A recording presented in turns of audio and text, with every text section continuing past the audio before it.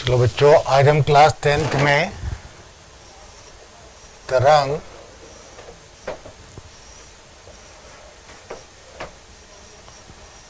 संचरण को पढ़ते हैं। तरंग या तरंग संचरण क्या होता है ये मैं आपको बता रहा हूं। ठीक है, तरंग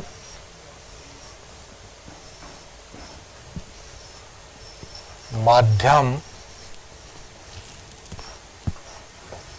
में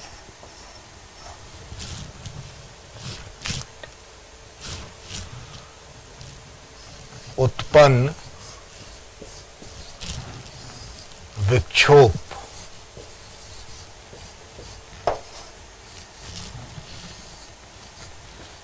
या डिस्टरबेंस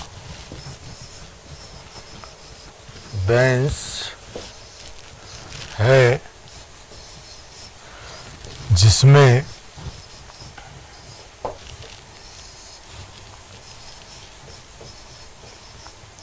माध्यम के कण सरल आवर्त गति करते हुए ऊर्जा या विक्षोभ को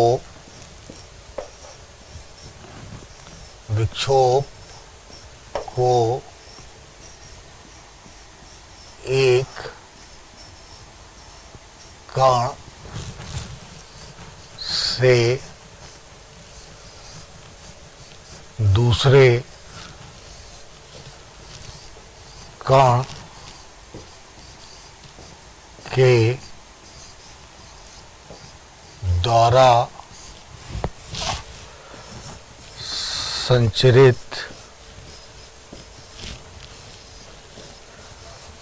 करते हैं, किंतु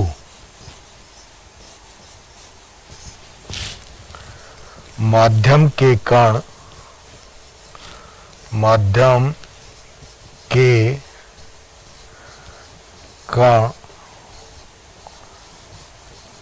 अपनी स्थिति नहीं छोड़ते।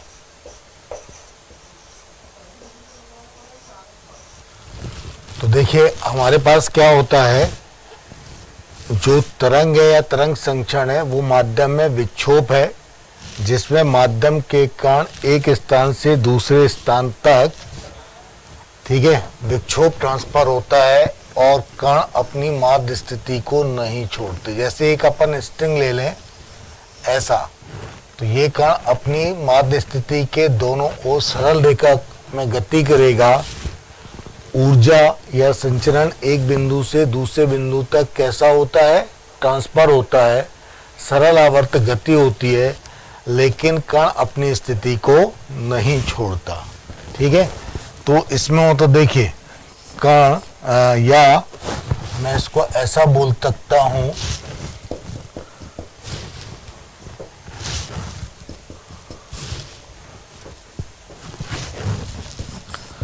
तरंग संचरण में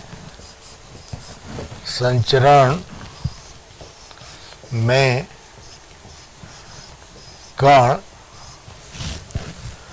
अपनी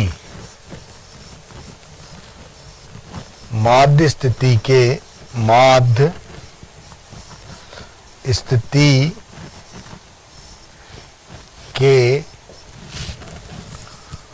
दोनों ओर सरल आवर्त गति करता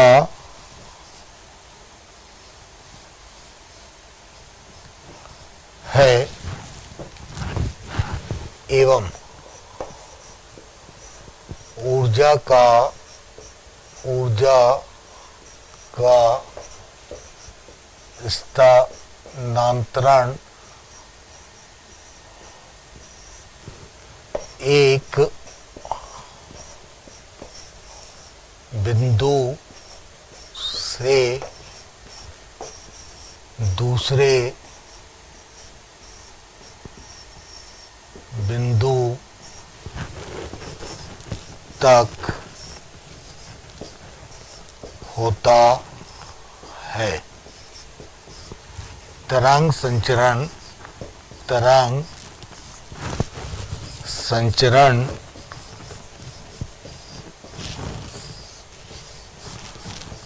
माध्यम की प्रत्यास्थता एवं घनत्व पर निर्भर करता है। तो ध्यान रखिए, जो तरंग है या तरंग संचरण वो माध्यम की प्रत्यास्थता एवं घनत्व पर निर्भर करता है। तो आप याद रख लीजिए, यहाँ पर हमारे पास तरंग 2-3 प्रकार की होती हैं। नंबर 1 हो जाता है विद्युत चुंबकीय तरंगे, ठीक है। वो तरंगे जिनको चलने के लिए माध्यम की आवश्यकता नहीं होती,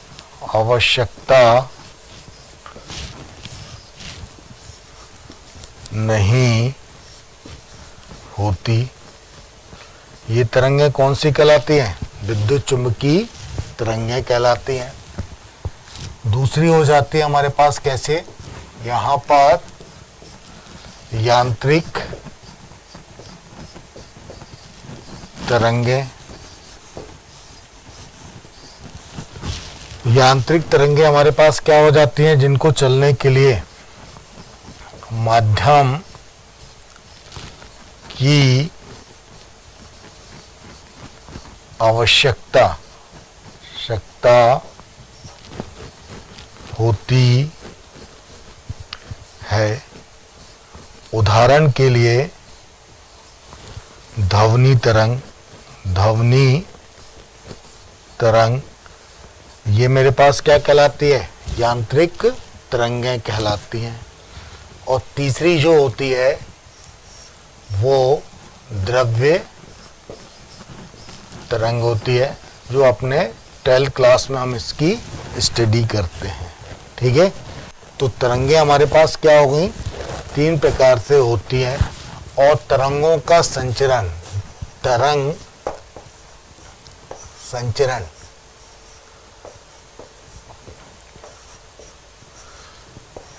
दो प्रकार होता, 2 पैटर्न पर होता है। नंबर 1 हो जाता है अनुप्रस्थ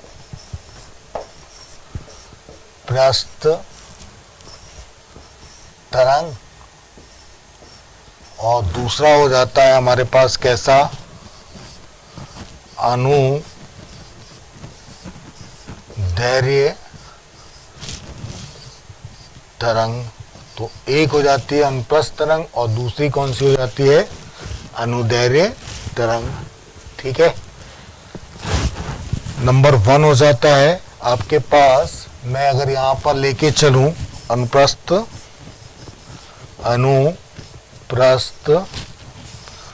तरंग, यदि तरंग या विक्षोभ तरंग संचरण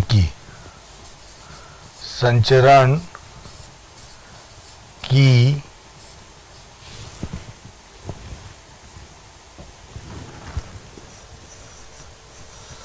दिशा के लंबवत होता है, लंबवत होता है तो यह अनुप्रस्थ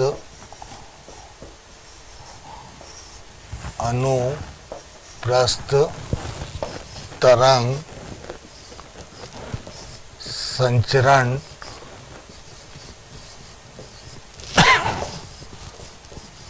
कहलाता है। उदाहरण, अगर हम क्या करें, तनी डोरी में तरंग, अगर हम एक डोरी को लें और वहां से मान लीजिए बांध दें और ऐसा करें तो तरंग जो जाएगी वो मेरे पास किस पैटर्न में जाएगी, वो इस पैटर्न पर क्या करेगी, जाना शुरू करेगी। ये ऐसा ऐसा।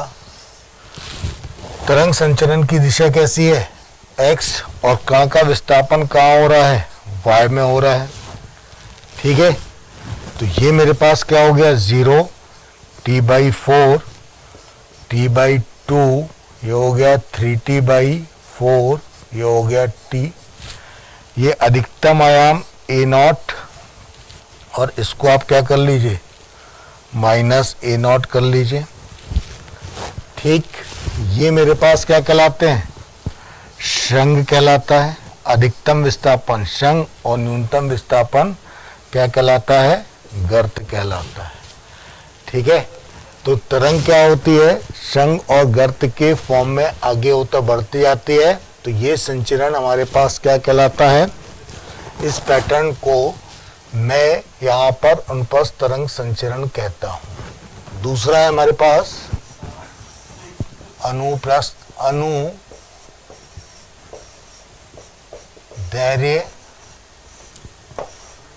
तरंग।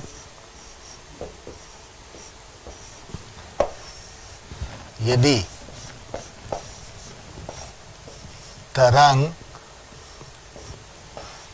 संचरण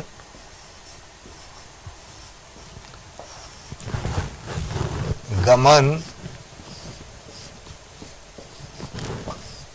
की दिशा में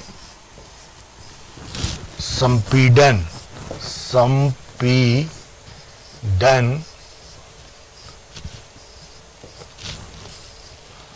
और विरलन के